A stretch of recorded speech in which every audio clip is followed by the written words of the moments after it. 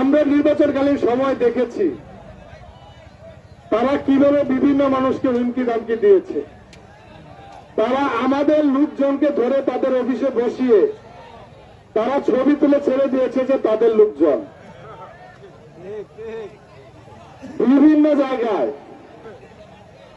আমরা তাদের বিভিন্ন ধরনের অপকর্ম সম্বন্ধে জানতে পেরেছি।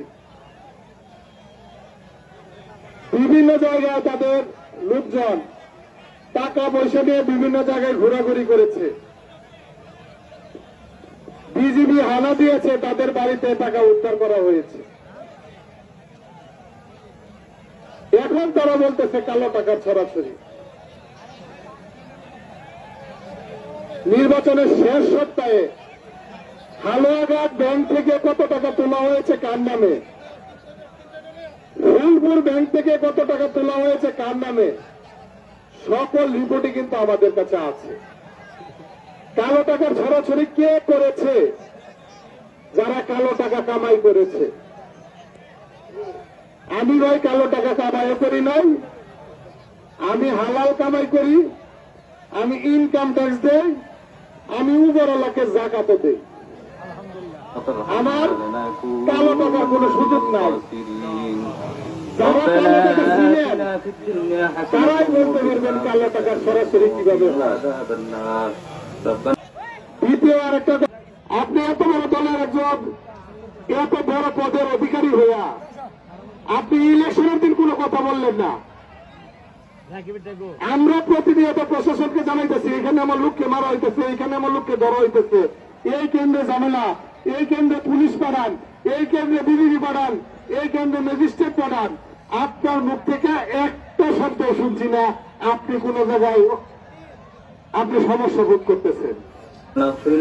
এখন আপনি বলতেছেন উমার আর ইউনো ভালো না, হলুয়ার ইউনো ভালো না, ভালো না,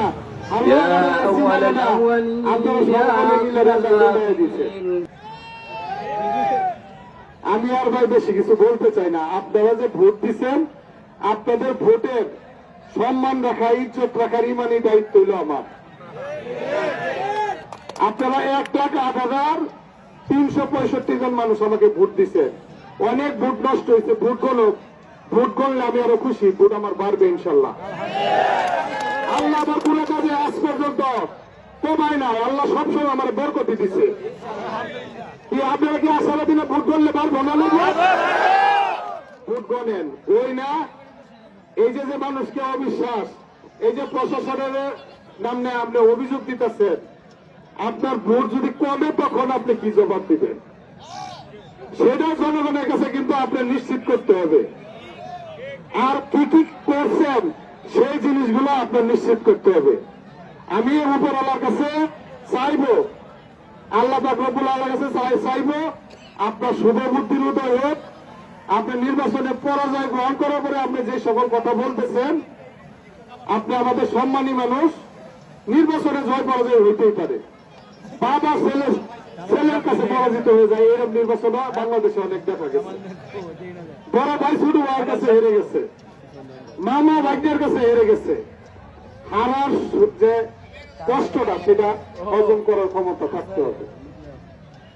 সেটা আপনি ভালোভাবে আপনি নেন, আপনি পরামর্শ দেন। এই হালুয়াঘাট দুবারা কিভাবে ভালোভাবে চলবে, জনগণ আমাকে দায়িত্ব দিচ্ছে, আপনি পরামর্শ দেন। আপনি এই হালুয়াঘাট দুবারাকে উত্তপ্ত করার চেষ্টা করলে জনগণ এই ফাঁদে পা দিবে না। জনগণ এটা প্রতিহত করবে। জনগণ বুঝে দেখেই তো জনগণ আমার ভোট দিচ্ছে, নাহলে আপনারাই দিত জনগণ।